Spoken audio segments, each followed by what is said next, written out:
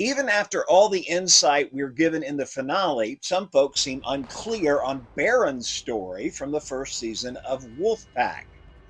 Up until the most recent fire, Baron was living his best life as a wolf shaped werewolf in the vast forested areas of Los Angeles County. They showed us this when he was taking this little trip through the pack's memories. When Baron sees his shadow as a wolf, that shadow is not the visual metaphor. That's him. Baron is a wolf, and he's been in that wolf shape all his life. We saw him in this form when Harlan was like 10. And in that form, Baron recognized the human Harlan as being like him. Wait, I know you.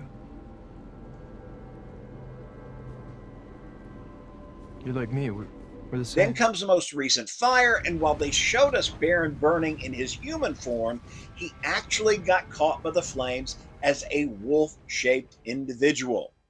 What followed probably went down very much like what Malcolm described happening to the male werewolf he and his fellow firefighters encountered 17 years ago. Until we saw its arms grow longer.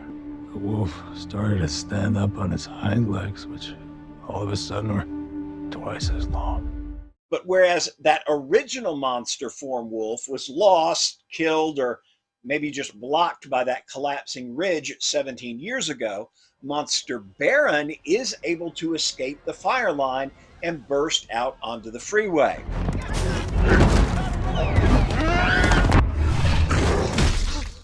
In this form, Baron's memories and personality are completely buried inside the monster.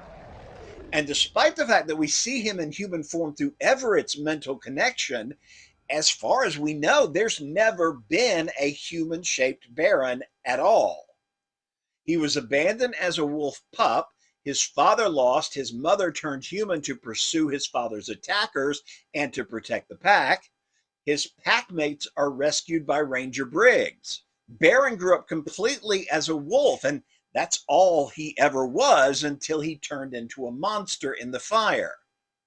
Now, he stayed that rage-filled monster all the time. There was no shifting back and forth for him. He's always the monster right up until the cold kills him in the freezer.